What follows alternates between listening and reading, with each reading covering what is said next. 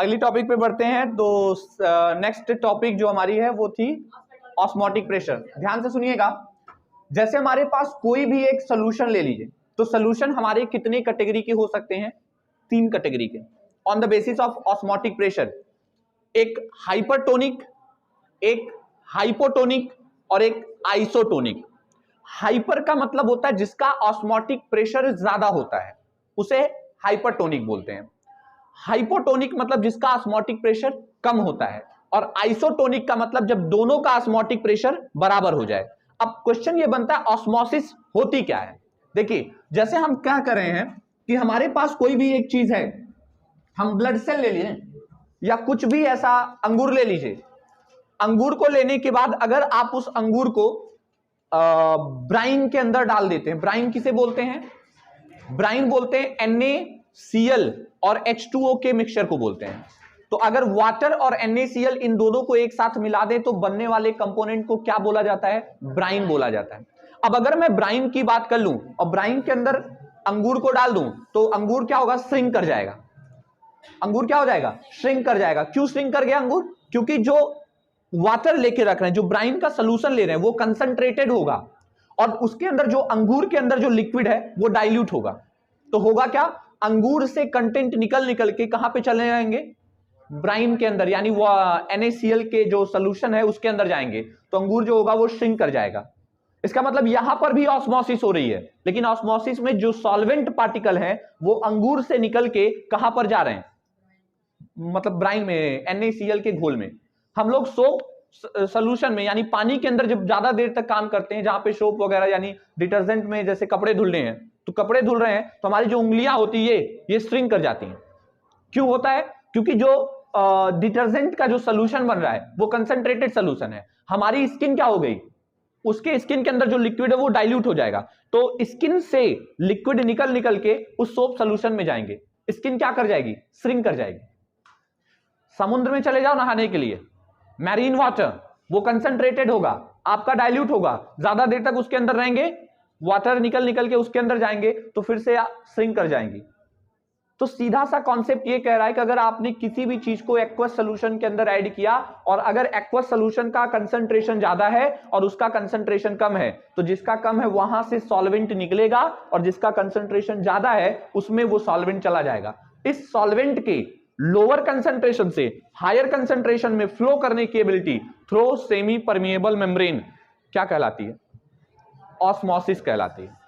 अब इसको हम डायग्राम के थ्रू समझ लें तो मैंने एक ये कंटेनर ले लिया और इस कंटेनर में एक लिक्विड फिल करेंगे और इनको हमने यहां से ब्रेक कर दिया। ये यहां से ब्रेक हो गया और ब्रेक होने के बाद यहां पर हमने क्या किया? एक और ये कंटेनर ऐसे कर दिया, दो एक ही है, बस इनको आपस में ज्वाइन कर दिया।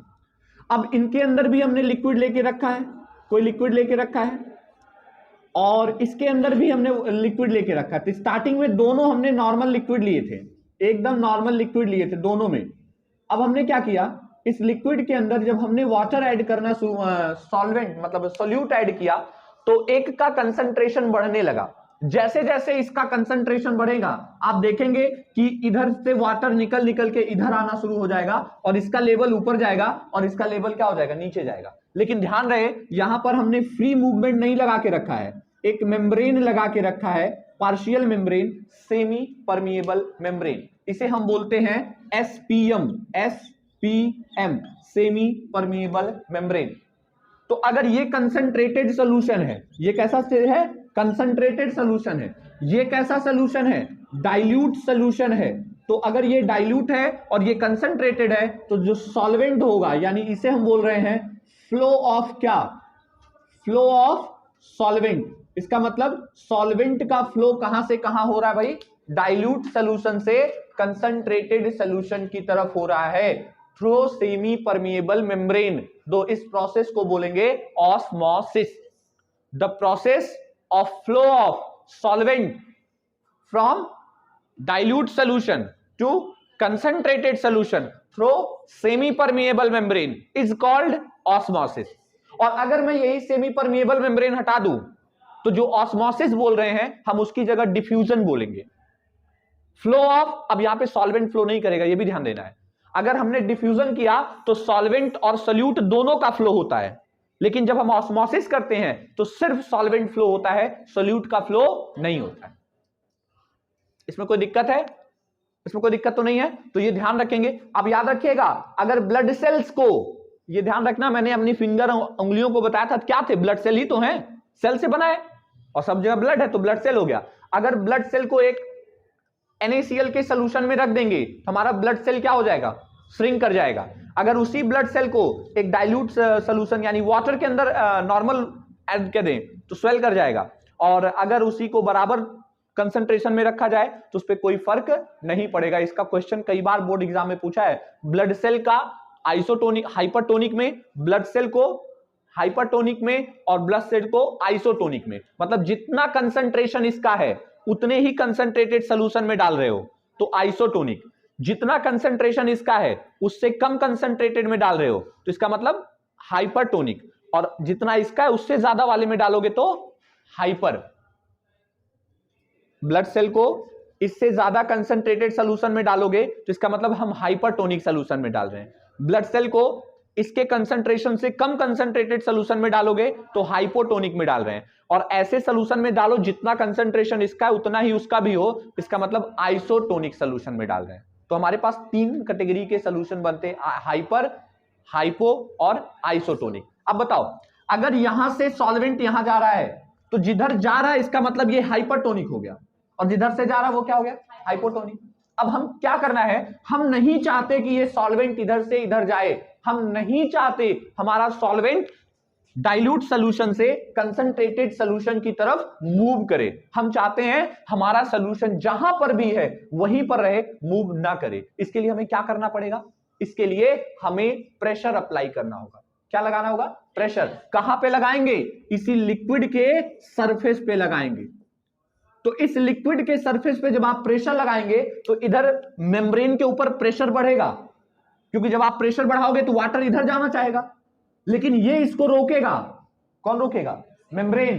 तो जितना प्रेशर लगाने से ना तो इधर का सॉल्वेंट उधर जाए और ना उधर का सॉल्वेंट इधर आए, मतलब कहने का मतलब जो इक्विलिब्रियम अटेंड हो जाए, जितना इधर से सॉल्वेंट उधर गया उतना इधर से इधर जाए, बैलेंस हो जाए, कोई नेट फ्लो 0 हो जाए। नेट फ्लो क्या हो जाए, तो अगर किसी भी सॉल्यूशन में सॉल्वेंट और सोल्यूट का नेट फ्लो 0 हो जाए, सॉल्वेंट फ्लो ना करे, अब जितना प्रेशर अप्लाई करने से उस प्रेशर को हम कौन सा प्रेशर बोलेंगे, ऑस्मोटिक प्रेशर बोलेंगे। क्या बोलेंगे, ऑस्मोटिक प्रेशर बोलेंगे। तो मुझे उम्मीद है अब ऑस्मोटिक प्रेशर की आप डेफिनेशन बता ले जाओगे। The minimum pressure that are required, the minimum pressure that are required to stop the osmosis phenomena, to stop the osmosis phenomena is called osmotic pressure. The minimum pressure that are required to stop the osmosis phenomena is called osmotic pressure. अब एक बात बताओ, अगर solution ज्यादा concentrated होगा तो मतलब हमें प्रेशर भी ज्यादा लगाना होगा, अगर सॉल्यूशन लेस कंसंट्रेटेड होगा तो हमें प्रेशर भी कम लगाना पड़ेगा। तो ऐसा हुआ नहीं कि जो प्रेशर है वो उसमें प्रेजेंट सॉल्वेंट पार्टिकल या सोल्यूट पार्टिकल के कंसंट्रेशन पे डिपेंड करेगा। जितना ज्यादा कंसंट्रेशन होगा उतना ज्यादा प्रेशर लगाना होगा, जितना कम कंसंट्रेशन होगा उतना कम प्रेशर लगाना होगा। तो इसका मतलब जो पाई की वैल्यू है वो कहीं ना कहीं डायरेक्टली प्रोपोर्शनल टू किसके हो जाएगी, कंसंट्रेशन के, सी के। अब पाई क्या है, पाई आपका ऑस्मोटिक प्रेशर है, और osmotic pressure directly proportional to हो गया कंसंट्रेशन ऑफ द सॉल्यूशन के। सर अगर सॉल्यूशन का कंसंट्रेशन ज्यादा तो ऑस्मोटिक प्रेशर ज्यादा, सॉल्यूशन का कंसंट्रेशन कम, ऑस्मोटिक प्रेशर कम। लेकिन साथ में एक बात का ध्यान रखना है कि टेम्परेचर फिक्स होना चाहिए। टेम्परेचर बदलोगे ऑस्मोटिक प्रेशर बदल जाएगा, क्योंकि जिसका टेम्परेचर ज्यादा होगा, समझ रहे हो ना, उसकी वेलोसिटी बढ़ जाएगी, तो सब चीजें बदल जाएगी। इसलिए हमने टेम्परेचर को भी साथ में लेके चलना है। अब यहां से प्रोपोर्शनलिटी हटाने के लिए हम लोग कांस्टेंट लगाते हैं, और वो कांस्टेंट लगाते हैं आर। क्या लगाते हैं, आर। तो फॉर्मूला बन जाता है pi equal to C R T. Pi क्या है, ऑस्मोटिक प्रेशर, सी क्या है, कंसंट्रेशन, आर क्या है, गैस कांस्टेंट 0.0821, और टी क्या है, टेम्परेचर। अब यहां पर हम कई बार इसी को सी के जगह हम लोग एम भी लिखते हैं, एम आर टी। एम क्या है, मोलरिटी, एम क्या है, और सिंप्लीफाई करो, pi is equal to m के जगह क्या लिख सकते हैं, N/V RT। सिंपल है, बोलो। अब मान लो हमारे पास सोल्यूशन जो है वो आइसोटोनिक है। कैसा है? आइसोटोनिक क्या होता है? दोनों का ऑस्मोटिक प्रेशर सेम हो जाए। तो इसका मतलब अगर आइसोटोनिक सोल्यूशन ले लेते हैं तो फॉर आइसोटोनिक सोल्यूशन, अगर हमने आइसोटोनिक सोल्यूशन ले लिया तो आइसोटोनिक सोल्यूशन में जो पाई 1 होगा वो बराबर किसके होगा, पाई 2 के। पाई 1 समझ रहे हो? एक सोल्यूशन का जो प्रेशर है उसे हम पाई 1 बोल रहे हैं, दूसरे सोल्यूशन के प्रेशर को पाई 2 बोल रहे हैं। एक क्या हो गया, पाई 1, दूसरा क्या हो गया, पाई 2। तो बताओ अगर दोनों का मतलब आइसोटोनिक है तो भाई जितना प्रेशर इसका होगा उतना ही प्रेशर इसका भी होगा, यानी पाई 1 बराबर किसके हो जाएगा। तो अगर ऐसा है तो पाई बराबर हम क्या लिख सकते हैं, MRT या CRT। हम कह रहे हैं पाई बराबर N/VRT लिख रहे हैं। तो बताओ पाई बराबर, तो N1 लिख दें, N1/V1, और RT तो दोनों के लिए सेम होगा। तो इसका मतलब हम यहां पे क्या कर देते हैं, R इंटू T, और ये हो जाएगा N2V2 R इंटू T। अब बताओ N1 की जगह अगर हम लिखें तो W1/M1 इंटू V1 और RT equal to W2/M2 into V2 into RT। अब बोलो RT से RT क्या हो जाएगा, कैंसिल हो जाएगा। हमारा फाइनल फॉर्मूला क्या बन जाएगा, W1/M1 V1 equal to W2/M2 V2। बेटा ऐसा क्वेश्चन बोर्ड एग्जाम में पूछा हुआ, 5 नंबर में पूछा हुआ है क्वेश्चन। और आइसोटोनिक सोल्यूशन के लिए आपको कैसे कैलकुलेट करेंगे, ये फॉर्मूला यूज करना पड़ता है। बोल देगा फॉर एन आइसोटोनिक सोल्यूशन, एक का मास दे देगा, सब कुछ दे देगा, दूसरे का मास दे देगा, पूछेगा मोलर मास बता दीजिए, या मोलर मास दिया रहेगा, पूछेगा मास बता दीजिए। इस तरह से कोई एक दोनों में से दे करके एक को पूछ लेता है। तो इसको पूरे प्रिकॉशन के साथ समझ लीजिए। अब नंबर ऑफ मोल भी निकालने पड़ सकते हैं। एक के नंबर ऑफ मोल इतने हैं, एक के नंबर ऑफ मोल इतने हैं बता देगा, दूसरे के नंबर ऑफ मोल पूछ लेगा। तो बताओ ये N1/V1 N2/V2। अच्छा N1/V1 से कुछ समझ में आ रहा है? N1/V1 मतलब M1 मोलैरिटी, यानी for isotonic solution M1 equal to क्या हो जाएगा, for isotonic solution M1 equal to M2, यानी एक सोल्यूशन का जो कंसंट्रेशन होगा दूसरे सोल्यूशन के कंसंट्रेशन के क्या होगा, इक्वल होगा। यानी आइसोटोनिक सोल्यूशन में जो प्रेशर होता है वो भी सेम होता है और कंसंट्रेशन जो होता है वो भी सेम होता है। सीधी सी बात निकल, यानी पाई 1 अगर मैं यहां से निकालू भाई, इसको साइड चेंज करो, पाई 1/M1, पाई 1 इक्वल टू क्या, RT, और RT है क्या, कांस्टेंट, यानी पाई 1/M1 इक्वल टू कांस्टेंट। तो पाई 2/M2 इक्वल टू भी ऐसे निकालो, pi 1M1 equal to pi 2M2 equal to pi 3M3, ऐसे बनते चले जाएंगे। उम्मीद करते हैं ये समझ में आ गया होगा।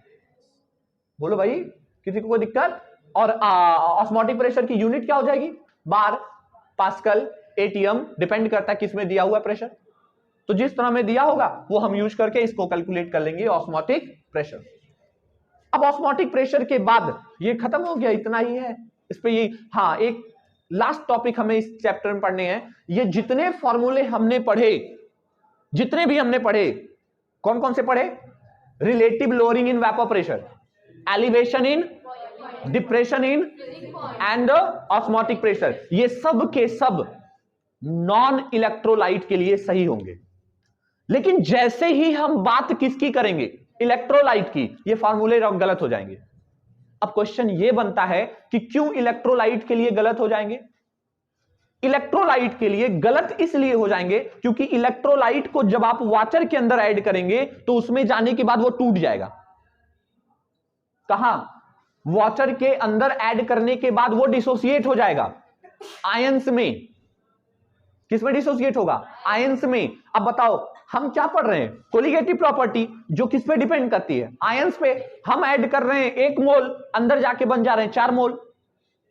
इसका मतलब वांछा फैक्टर एक टॉपिक इंट्रोड्यूस होती है जो से मल्टीप्लाई करने के बाद हम सही कैलकुलेशन कर सकते हैं। यानी अगर मैं ऑनेस्टली बोलूं तो इसका जो हमारा फॉर्मूला बनेगा वो कुछ थोड़ा सा चेंज होके बनेगा। मैं यहां पे वो फॉर्मूले लिख देता हूं, अगर हमें दोनों में अंतर समझा देता हूं किसके लिए कब यूज करना। तो यानी जब बोर्ड एग्जाम में आपके सामने क्वेश्चन आएगा तो आपको बहुत ध्यान रखना है कि हमें किसकी बात कर रहा है, ग्लूकोज बोल रहा है कि NaCl बोल रहा है। पढ़ते समय क्वेश्चन को ध्यान देना होगा, ग्लूकोज बोल रहा है कि NaCl बोल रहा है, एसिटिक एसिड बोल रहा है, वो डिसोसिएट होगा कि एसोसिएट होगा, ये हमें ध्यान देना होगा। वो टूटेगा कि नहीं टूटेगा, ध्यान देना होगा। अब अगर हमारे पास 4 फॉर्मूले बने, number 1 P0 minus PS upon P0 equal to mole fraction of क्या, सॉल्यूट। एग्री, सबने पढ़ा है। दूसरा delta TB equal to KB into M, clear. तीसरा delta TF equal to KF into M, clear.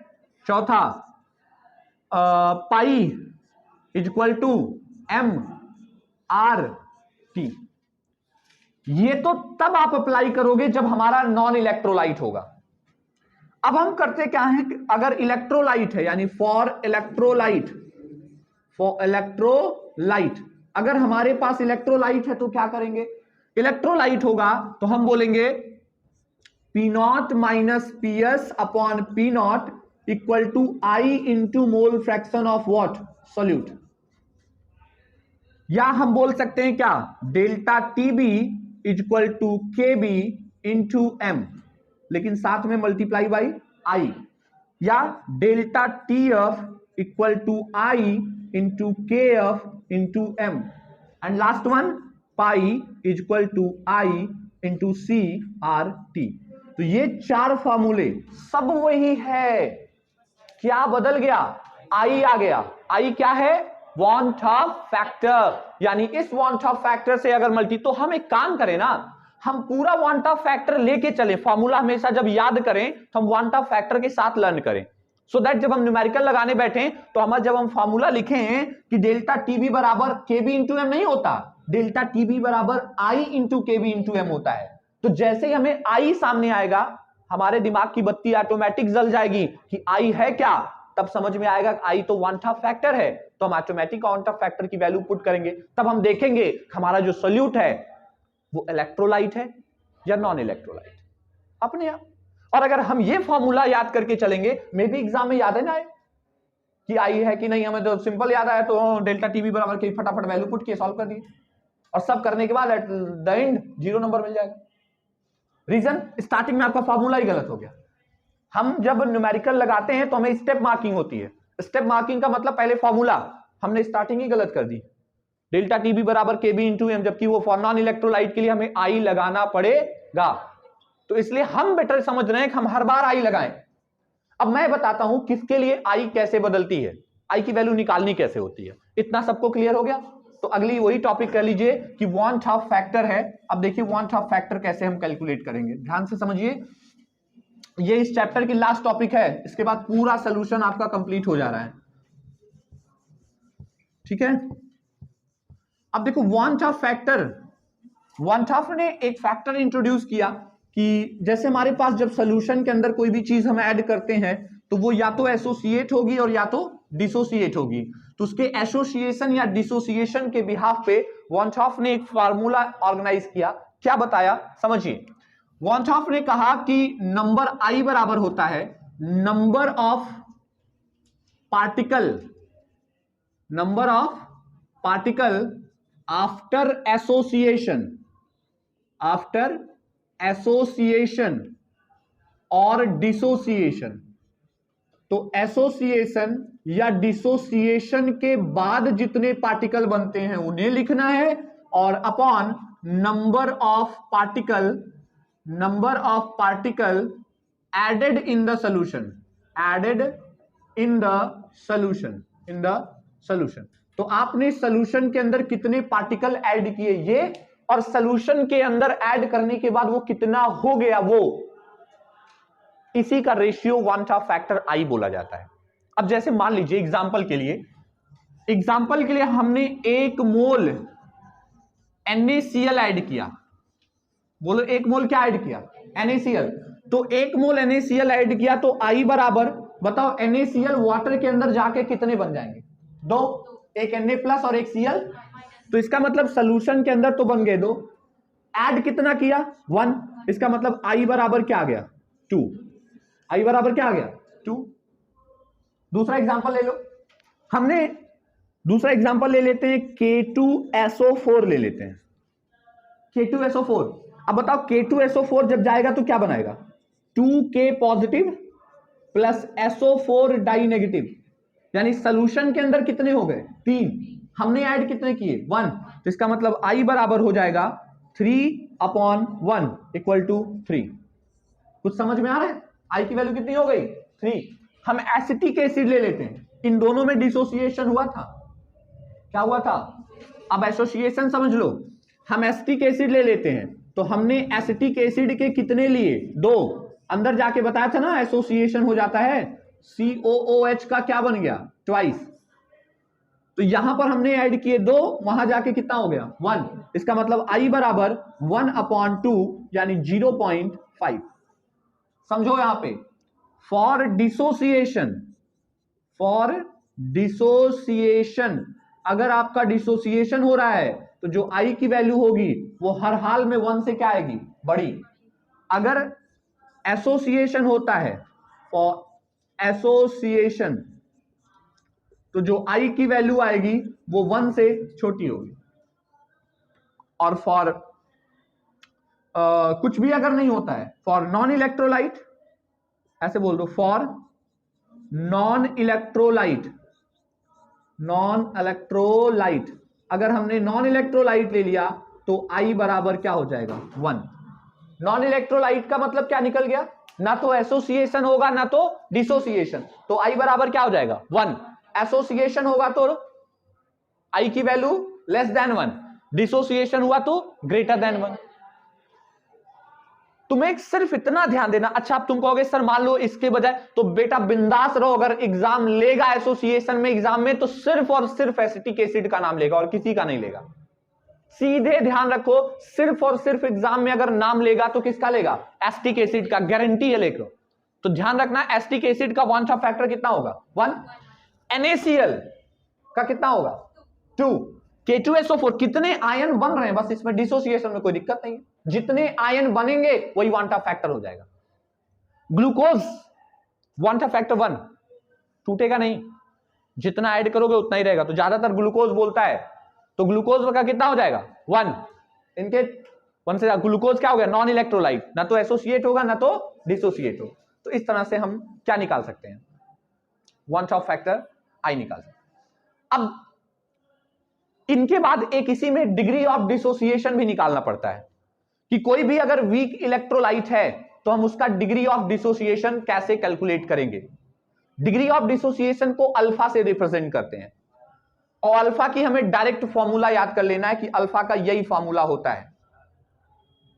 Simple सा टास्क है कि alpha का हमें डायरेक्ट क्या लर्न कर लेना है? फॉर्मूला, उसके बाद हमें कोई दिक्कत नहीं है। यानी एक फॉर्मूला बन जाता है डिग्री ऑफ डिसोसिएशन के लिए। देख लो, हमें डिग्री ऑफ डिसोसिएशन को किससे रिप्रेजेंट करते हैं? अल्फा से। डिग्री ऑफ एसोसिएशन को भी किससे रिप्रेजेंट करेंगे? अल्फा से। तो चाहे डिसोसिएशन हो चाहे एसोसिएशन हो, सबको अल्फा से दिखाएंगे। तो एक बार अल्फा बराबर हो जाएगा आपका I-1 और Z-1, ये फॉर डिसोसिएशन। और अल्फा बराबर हो जाएगा N1 - I और N-1, ये किसके लिए हो जाएगा? For dissociation. फॉर ये एसोसिएशन, और ये किसके लिए होगा? For dissociation. बस सीधी सी बात है। अब I क्या है? वांट ऑफ फैक्टर है, निकाल लोगे आराम से। कैसे निकलेगा? Z क्या है? Z नंबर ऑफ पार्टिकल जितने आपने लिए थे, नंबर ऑफ मोल्स, वो हो गए।